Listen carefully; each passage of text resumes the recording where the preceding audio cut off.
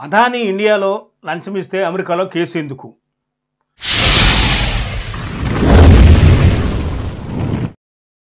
పారిశ్రామికవేత్త గౌతమ్ అదానీపై లంచం ఆరోపణలతో అమెరికాలో కేసు నమోదైందన్న అంశం ఇప్పుడు చర్చనీయాంశంగా మారింది. అయితే ఒక భారత కంపెనీ భారత్లోని అధికారులకు లంచం ఇచ్చిందన్న ఆరోపణలకు అమెరికాలో కేసు ఎలా దాఖలైంది అనేది చాలామందిలో మొదలయ్యే ప్రశ్న. ఇండియాలో లంచం ఇస్తే అమెరికాలో కేసు ఎందుకు అనే విషయాలను ఓసారి తెలుసుకునే ప్రయత్నం మనం చేద్దాం. అదానీ గ్రూపు స్వతంత్ర భారత్లో అత్యంత వేగంగా ఎదిగిన వ్యాపార సామ్రాజ్యం. విమానాశ్రయాలు, నౌకాశ్రయాలు నిర్వహణ వంట నూనెలు, సిమెంటు, విద్యుత్తు ఇలా ఎన్నో రంగాల్లో విస్తరించింది. అయితే ఈ గ్రూపు సంస్థల అధినేత దిగ్గజ పారిశ్రామికవేత్త గౌతమ్ అదానీ ఎంత వేగంగా ఎదిగారో ఆయన వ్యాపారాలపై ఆరోపణలు అంతే స్థాయిలో వచ్చాయి. 2023 జనవరి నుంచి చోటు చేసుకున్న ఉదంతాలు అదానీ గ్రూప్ను తీవ్రంగా దెబ్బతీస్తున్నాయి. అదానీ గ్రూప్ సంస్థల్లో అవకతవకలు జరిగాయి అంటూ అమెరికా షార్ట్ సెల్లర్ సంస్థ హిండెన్బర్గ్ ఆరోపణలు ఏడాది క్రితం ప్రకంపనలు సృష్టించిన సంగతి తెలిసింది. దీంతో అదానీ గ్రూప్ సంస్థల షేర్లు కుప్పకూలాయి. ఇప్పుడు మరోసారి అదానీ గ్రూప్పై ఆరోపణలు వచ్చాయి. లంచం ఆరోపణలతో అమెరికాలో కేసు నమోదైంది. దీంతో అదానీ కంపెనీల షేర్లు మళ్లీ కుప్పకూలాయి. ఒక్కరోజే 2 లక్షల కోట్లకు పైగా నష్టం వాటిల్లింది. అయితే ఒక భారత కంపెనీ భారత్లో అధికారులకు లంచం ఇచ్చిందన్న ఆరోపణలకు అమెరికాలో కేసు ఎలా దాఖలైంది? అసలు ఈ లంచాలకు అమెరికాకు ఏమిటి సంబంధం?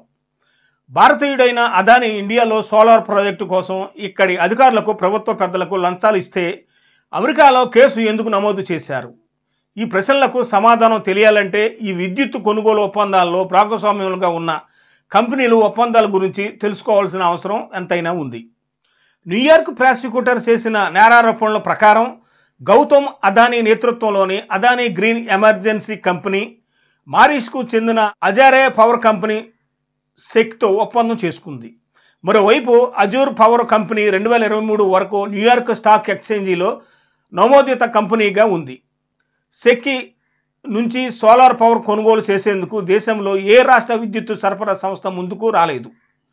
ఈ కారణంగానే రంగంలోకి దిగిన అదానీ లంచాలు ఇచ్చారనేది వాదన. మొత్తం 4 రాష్ట్రాలు, ఒక కేంద్రపాలిత ప్రాంతానికి చెందిన డిస్కంలను ఆయన లంచాలు ఇచ్చి ఒప్పించారని అమెరికా ప్రాసిక్యూటర్లు ఆరోపించారు. అదానీ గ్రీన్ ఎనర్జీ సంస్థ సోలార్ ఎనర్జీ ప్రాజెక్టు పేరుతో అమెరికాలోని బ్యాంకులు, పెట్టుబడిదారుల నుంచి పెద్ద ఎత్తున నిధులు సేకరించింది. ఈ నిధుల నుంచే లంచాలు ఇచ్చారనేది ఆరోపణ. అమెరికా ఇన్వెస్టర్లు లేదా మార్కెట్లతో సంబంధం ఉన్న పక్షంలో విదేశాల్లోని అవినీతి వ్యవహారాలను పరిశీలించేందుకు అమెరికా చట్టాలు అనుమతిస్తాయి.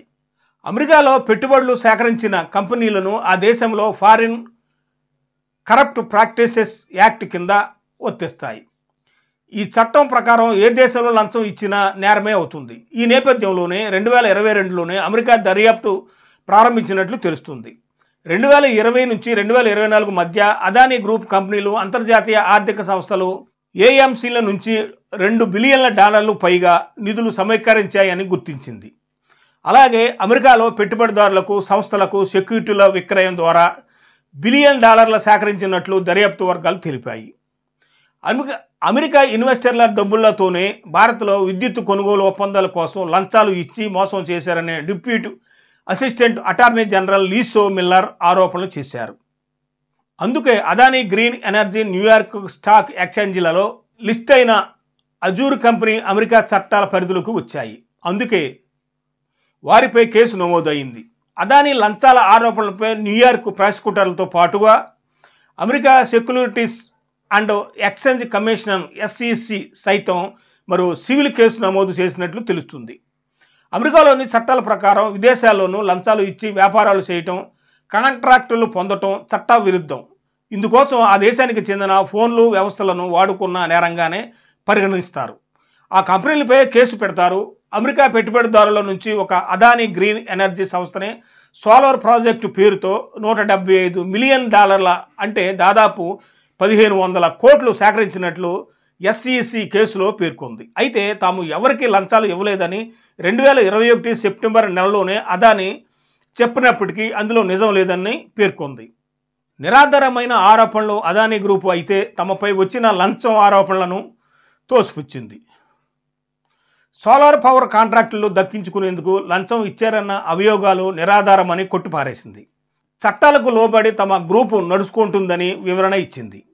ఈ అంశంపై న్యాయపరంగా ముందుకెళ్లే అంశాన్ని పరిశీలిస్తున్నామని పేర్కొంది.